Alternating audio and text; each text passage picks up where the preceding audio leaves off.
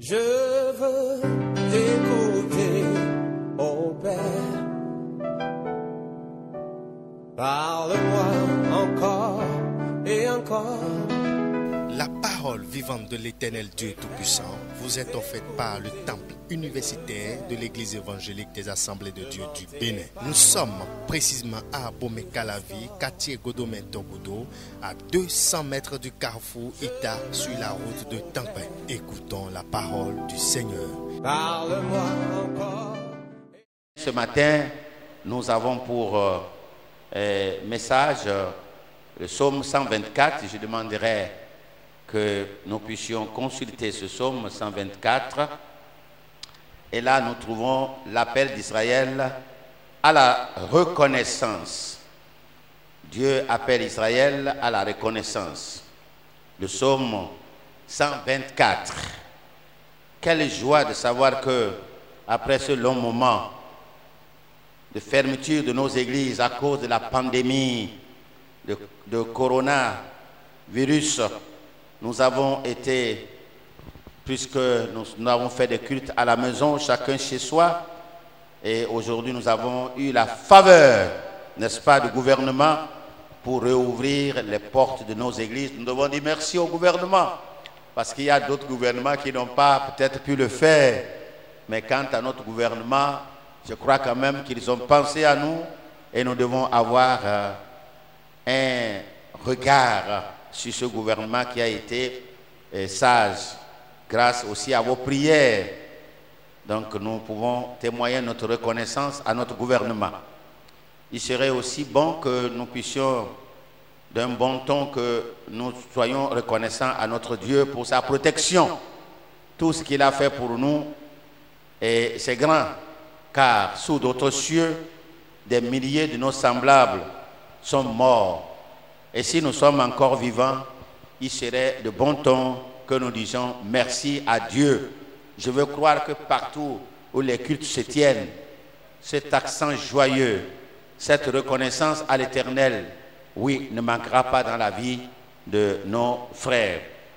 Nous lisons le psaume 124 qui dit que c'était un cantique que les enfants d'Israël chantaient, ce qu'on appelle les cantiques de degrés, de montée, de voyage, n'est-ce pas, vers Jérusalem. Et ce cantique a été composé par le roi David. Sans l'Éternel qui nous protégea, qu'Israël dise, sans l'Éternel qui nous protégea, quand les hommes s'élèvent contre nous, ils nous auraient engloutis tous vivants. Quand leur colère s'enflamma contre nous, alors les eaux nous auraient submergés, les torrents auraient passé sur notre âme, alors auraient passé sur notre âme des flots impétueux. Béni soit l'Éternel qui ne nous a pas livrés en proie à leurs dents. Notre âme s'est échappée comme l'oiseau du filet de l'oiseleur. Le filet s'est rompu et nous sommes échappés. Notre secours est dans le nom de l'Éternel qui a fait les cieux et la terre. Je voudrais donc demander à notre frère Guillaume de bien vouloir remercier le Seigneur pour ce sermon qu'il nous accorde ce matin. Alléluia. Éternel, crée grâce de nous retrouver encore devant ta maison, Seigneur, après un bon moment, Seigneur, mon Dieu, d'absence, Seigneur. Éternel Dieu Tout-Puissant, Seigneur, ce matin, nous te confions, Seigneur, ce message, Seigneur, qui va sortir en termes que l'orateur soit conduit et dirigé par toi, que le Saint-Esprit, Seigneur mon Dieu, nous parle et protège et dispose chacun de nos cœurs également. Nous nous recommandons en tête sainte, mais dans le beau et précieux de ton Fils Jésus, nous avons prié. Alléluia. Je voudrais que ce moment soit un moment de reconnaissance envers notre Dieu. C'est un moment de reconnaissance que nous devons à Dieu. Vous savez, ici, le psaume énumère certains dangers dont Israël a été protégé, dont Dieu a protégé son peuple. Le premier danger, c'est le séisme. Et le deuxième danger, c'est l'inondation. Le troisième danger, ce sont des bêtes féroces. Et le quatrième, le filet. Tout ça, ce sont des dangers de la vie. Et la délivrance totale des forces qui auraient puis les détruire était contrôlé par l'Éternel. C'est ça que le psalmiste chante ici. Le monde a connu des maladies vers ces derniers temps, mais celle-ci dépasse les autres de loin. Ça, c'est la vérité. Elle a été presque comme les deux guerres mondiales. Cette pandémie de coronavirus, elle a touché toute la planète Terre, tous les lieux où habitent des êtres humains. Elle n'a pas négligé les îles. Et vous savez qu'une île est une terre entourée d'eau. Est-ce que vous savez que cette pandémie est allée dans les îles, là où se trouvent les êtres humains? Elle est partie là-bas. C'est comme une arme intelligente. On dirait une missile. Mais c'est pourquoi nous disons qu'il y avait le diable dedans. Il y a l'esprit du malin dedans. Parce que ce diable-là, il va vers les vies humaines pour assassiner les gens. On dirait un chien derrière un lièvre. Cette maladie a été comme un chien derrière un lièvre, a été comme un chien derrière nous pour nous attraper, nous détruire les êtres humains. Elle a causé plus de 6,7 millions de malades dans le monde. Aux États-Unis, pour le moment, on mentionne 110 803 morts. Peut-être plus que cela. La France, pour le moment, les autorités reconnaissent 29 111 morts. Vous entendez? Je ne dis pas 100 morts, hein? 29 111. Et en Angleterre, c'est-à-dire le Royaume-Uni, on estime 39 728 morts. En Italie, on estime 19 000 morts. Et en Espagne, 27 000 morts. La Suède, à elle, compte 12 050 morts. Vous voyez comment c'est beaucoup? Vous voyez comment cette maladie a causé de morts? Et si j'appelais vos noms ce matin, vous allez me répondre présent. Pourquoi? Parce qu'elle ne vous a pas touché. Au Bénin, nous avons eu combien? Nous avons eu peut-être 3 morts. Ou même néant.